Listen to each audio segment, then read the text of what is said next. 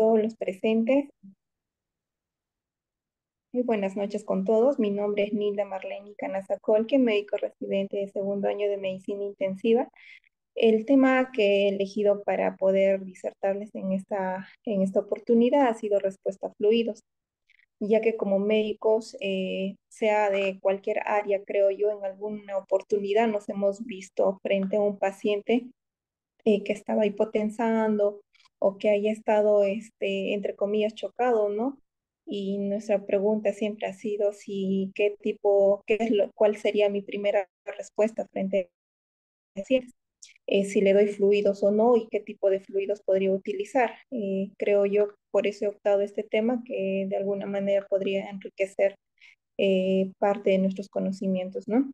Si bien es cierto, parte de la historia, hablando de Thomas Hutchinson, este fue el padre de la terapia de infusión, ya que fue el primero en optar dentro de la terapia en cuanto a la sepsis, optó por la solución salina intravenosa.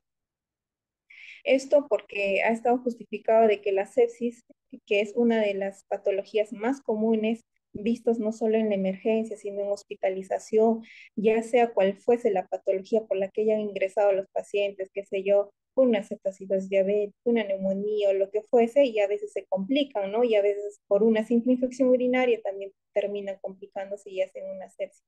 Entonces, la sepsis hace vasoplegia y la vasoplegia genera pues hipotensión y nuestra primera medida de salvaguardaje es pues hacer un reto de fluidos, es lo primero que se viene a nuestra cabeza, ¿cierto? Entonces, en ese contexto siempre es importante tener en cuenta la precarga, ¿no?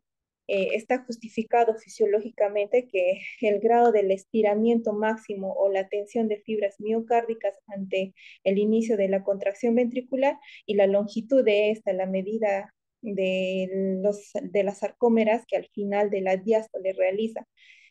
Este mecanismo fisiopatológico está conocido como la ley de Frank Starling. No sé si algunos lo recuerdan. Es muy conocida, siempre lo hemos escuchado en pregrado también y justamente trata de eso, ¿no? De cuánto es la longitud de las sarcómeras que pueden distenderse al final de la diástole y cuánto es el grado de estiramiento máximo que tiene la tensión de estas fibras miocárdicas que en consecuencia dan lugar a la interpretación de la precarga, ¿no? Y esto en justificación el gasto cardíaco. Entonces, la curva de Frank Starling es importante tenerla en cuenta, ¿no? Y no, así no seas médico, así seas enfermera, o lo que fuese, si eres personal de salud, yo creo que es importante que sepas que la curva de Frank Starling debe saber cómo funciona, ¿no? Entonces, en ese sentido, aquí vemos que hay respuesta, ¿no? Hay una respuesta rápida, que es el 70%, y una respuesta lenta también cuando nosotros administramos un reto de fluidos, que es el 30%, ¿ya? Del volumen sistólico, como lo ven en la gráfica. Bueno, no me sale en la siguiente diapositiva. Qué raro.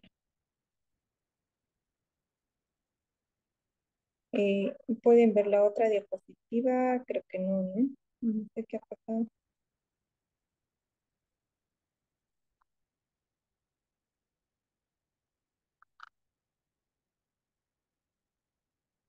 Mm, no me carga la siguiente diapositiva, no sé.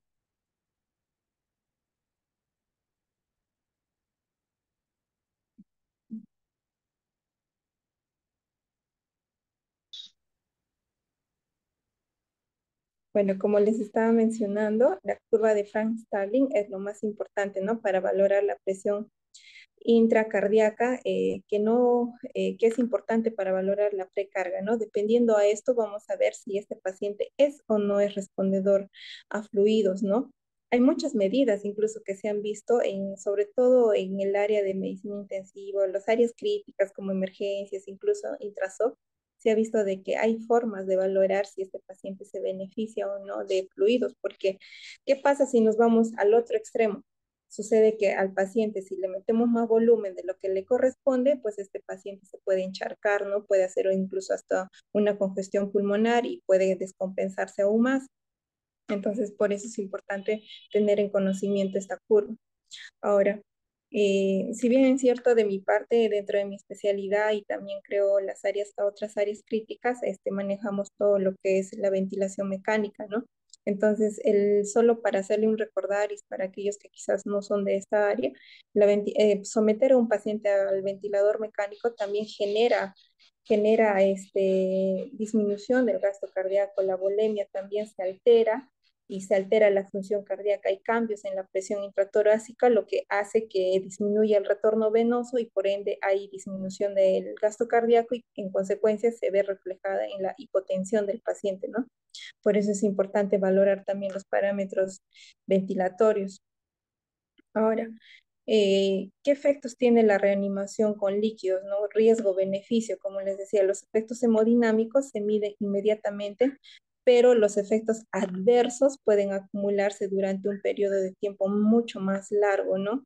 Es cierto que si nosotros le damos un volumen, pásenle un reto, un volumen de 500, a veces exageramos un poco, claro, le va a subir la presión arterial, pero no te das cuenta de que ese paciente quizás si es de la tercera edad mayor de 70, 80 años, tú al pasarle ese volumen de 500 es como si tú te estarías pasando 3 veces más o 1000, 1500, ¿no? Entonces es demasiado para un paciente de la tercera edad, sobre todo hay que tener mucho cuidado.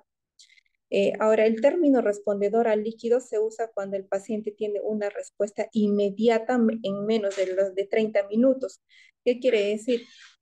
Que si yo he administrado un bolot, por decir, de 250 a mi paciente, al cabo de este tiempo o menos, incluso yo debo ver un reflejo en la presión arterial. Entonces yo digo, ya, este paciente sí es respondedor a volumen. Entonces recién sigo administrando de a poco. Actualmente se habla de los mini retos de volúmenes, ¿no? No es como antes que se hablaba de grandes cantidades. Ahora, la pregunta siempre es, ¿no? ¿Qué le doy? ¿Cristaloides o coloides? ¿Qué debería de elegir? Entonces, ¿y la albúmina es buena? También es otra pregunta, ¿no? En sí, hay una reducción del volumen, el factor de una relación de uno a 3 en comparación con los cristaloides. En realidad, en la reanimación del paciente en shock séptico que no responde a cristaloides, no debe emplearse la albúmina, ¿no? Muchos creemos de que sí, que sería un buffer ideal, ¿no? Pero no es así. En estos pacientes con traumatismo craneal, aún peor todavía, ¿no? Los que vienen chocados con shock neurogénico, aún peor en ellos no. Y la administración de albúmina debe considerarse en los pacientes con cirrosis o peritonitis bacteriana. En esos escenarios, sí.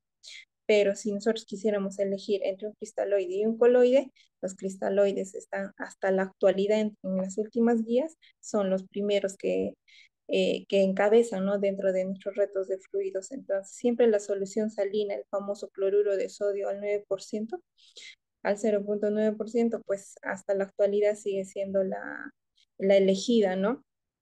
Entonces, acá hay bueno, les puse así como referencia nada más este artículo que habla justamente de los cristaloides, la solución salina, ¿no? Comparado en estos pacientes en el área crítica, en las UCIs, ¿no? Que hicieron un estudio donde ahí también se vio que había menor tasa de morbimortalidad aquellos pacientes que se hacía una recuperación con mini retos de fluidos con solución salina.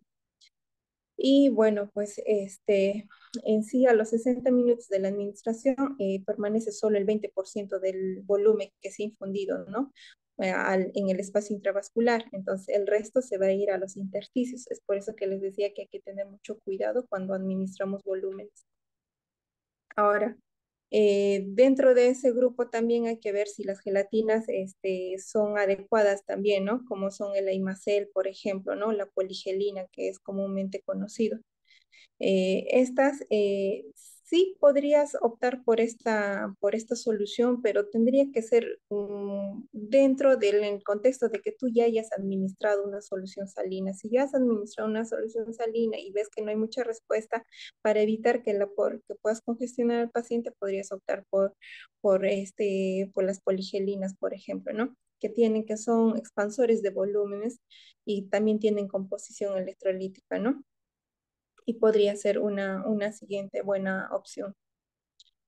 Es importante valorar también la función renal en estos pacientes. En el contexto de pacientes chocados en sepsis, siempre vamos a ver la alteración del flujo renal, ¿no? En realidad, entonces siempre estos pacientes, cuando vemos que están en ese contexto de sepsis o están chocados, lo primero que van a hacer es evitar la diuresis, disminuye, ¿no? A tal punto que hay oligoanuria. Entonces es otro mecanismo para poder nosotros visualizar que este paciente requiere volumen o este paciente está entrando en un contexto de sepsis, probablemente o se está chocando por otra o X motivo, ¿no?